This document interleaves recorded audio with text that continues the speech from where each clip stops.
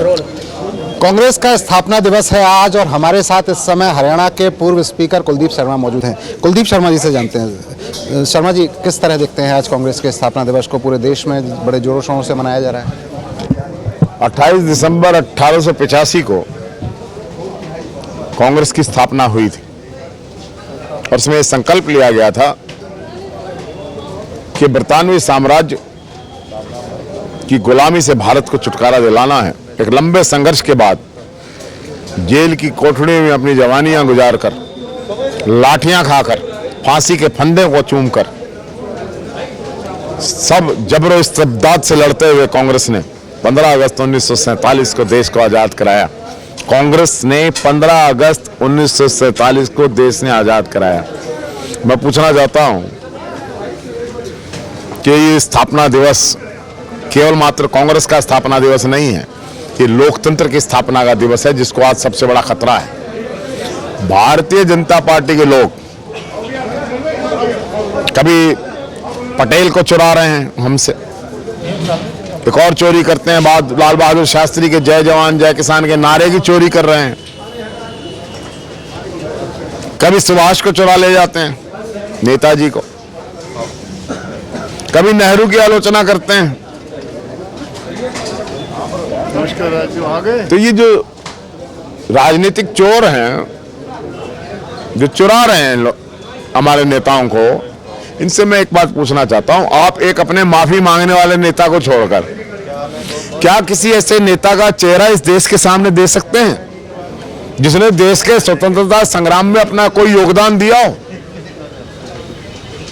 ये देश एक रह जाए इसलिए इंदिरा जी ने बलिदान दिया, ये देश एक रह जाए इसलिए राजीव जी ने बलिदान दिया, और आप हर तरीके का वो काम कर रहे हैं जिससे देश एक ना हो। सांप्रदायिकता का सहारा लेकर चुनावी वैतरणी को पार करने की साजिश बीजेपी करती है। हम उसकी भर्त्सना तो कर ही रहे हैं, लेकिन हर चीज का अंत हुआ करता है। भारत में इस भारतीय जनता पार्टी का, इस सांप्रदायिक तत्व का, जो हिंदुत्व की व्याख्या अपने तरीके से करने लगे हैं, हम हिंदू नहीं हैं, जो राम मंदिर पर कब्जा कर रहे हैं। राम मंदिर में हमारे दिलों में राम है, तुम्हारे दिलों में है क्या राम? तुम तो राम की राजनीतिक उपयोग की चीज बनाने की कोशिश कर रहे हो। You are trying to use Ram, लेकिन राम जी आपको इसका दंड देंगे, चिंता ना करना। चलिए, ये आरोप प्रत्यारोप तो चलता रहेगा। एक चीज़ बताएं कि 2023 जा रहा है, 2024 आ रहा है, मिशन 2024 कांग्रेस का भी लक्ष्य है।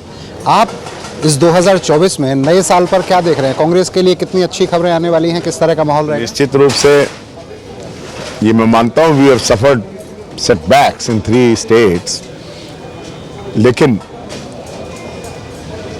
इसको हम एक चुनौती भी मानते हैं। अगेन अपने कदम आगे बढ़ाने का एक रीथिंकिंग का ग्राउंड मानते हैं, और हम जहां हमारी संगठनात्मक कमियां रहीं, इन चुनाव में आप 1-2% का डिफरेंस है। कांग्रेस का जो वोट बैंक है वो बड़ा है।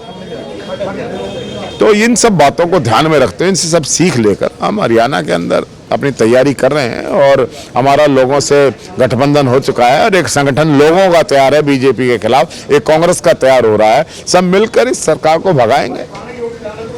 भारत जोड़ो यात्रा पार्ट 2 शुरू हो गया है, भारत न्याय यात्रा है, किस तरह से इसको देखते हैं और कितना फर्क इसका आपको लगता है कि पड़ने वाला है राजनीतिक गलियारे में? चूंकि 24 पास है इस समय, तो लोकसभा चुनाव बिल्कुल करीब हैं, सर पे हैं, और ऐसे में भारत जोड़ो यात्रा का पार्ट 2 शुरू होता है, भारत न्याय यात्रा। निश्चित रूप से देश में अंदर आज न्याय की सबसे बड़ी कमी है, क्योंकि न्यायपालिका स्वतंत्र नहीं रही है। कानूनों में वो बदलाव किए गए जो अंग्रेज ने काले कानून बनाए थे, उनमें ऐसे बदलाव किए गए हैं कि व्यक्ति की व्यक्तिगत स्वतंत्रता खत्म हो गई है। जब देश के अंदर पकड़ के पार्लियामेंट के मेंबर्स को बाहर करके बिठा दिया जाता है, लोकतंत्र की हत्या हो रही है। इसलिए यहाँ पर न्याय की आवाज़ उठाने वाले राहुल गांधी एक बार फिर से तिरंगा लेकर मैदान में चलें, और निश्चित रूप से इसके सकारात्मक परिणाम आएंगे। अच्छा, मैं हरियाणा में दोबारा से आता हूँ। हरियाणा में बार बार ये बात होती है कि कांग्रेस कई धड़ों में है, अदरवाइज कांग्रेस का बहुत अच्छा भविष्य हो सकता था। आप अभी क्या देख रहे हैं, किस तरह का माहौल हरियाणा में आप देख रहे हैं? जो आप धड़े कह रहे हैं ना, मैं उसको कांग्रेस के तिरंगे के रूप में देखता हूं। इसमें अनेकों रंग है ना, तो ये कांग्रेस पार्टी है, इसमें सब लोग मिलकर चलते हैं। रंग अलग अलग हो सकते हैं, लेकिन एक तिरंगा बनता है जब चुनाव के मैदान में जाते हैं। अच्छा, एक बयान आजकल उदयभान जी हैं आपके प्रदेश अध्यक्ष, उनका बड़ा वायरल हो रहा है, और उसमें जब वो कहते हैं कि झुका हुआ जाट और टूटी खाट किसी काम के नहीं होते, तो इस पर काफी बयान जो बात उदयभान जी ने कही है, बात उनसे पूछिए, मैं उस पर कोई टिप्पणी नहीं। एक अंतिम सवाल, और अब जब 2024 में जब आप जाएंगे तो किस तरह की तैयारी आपकी ओवरऑल नजर आती है संगठन की? चूंकि हम विपक्ष आपके समक्ष माध्यम से 10 लोकसभाओं में अपनी रैलियां कर चुका है, लाखों की भीड़ आई है, और जन आक्रोश रैलियों का दौर शुरू हो चुका है। सिरसा की इतनी विशाल रैली हुई है, शहीदों में हुई है, अब हल्का स्तर पर हो रही है। वर्कर्स मीटिंग्स हो रही हैं, 1 तारीख को करनाल से शुरू हो रही हैं। We are starting our programme, सारे वर्कर इकट्ठे होकर चलेंगे, और अलग अलग दिशाओं से अलग अलग नेता अपना अपना आक्रमण लेकर चलेंगे, इसमें कोई नई बात है। SYL को लेकर आज एक इंपॉर्टेंट बैठक हो रही है, चंडीगढ़ में वो बैठक चल रही है, उसको लेकर क्या कहना चाहेंगे? SYL का तो फैसला सुप्रीम कोर्ट कर चुकी है हरियाणा के हक में, अब किस चीज के लिए बैठक कर रहे हैं? उसको इंप्लीमेंट करवाइए। कोर्ट नहीं जाती है ये सरकार, बीजेपी की सरकार, ऊपर भी इनकी सरकार, नीचे भी इनकी सरकार। Why don't they go to the court and get it implemented?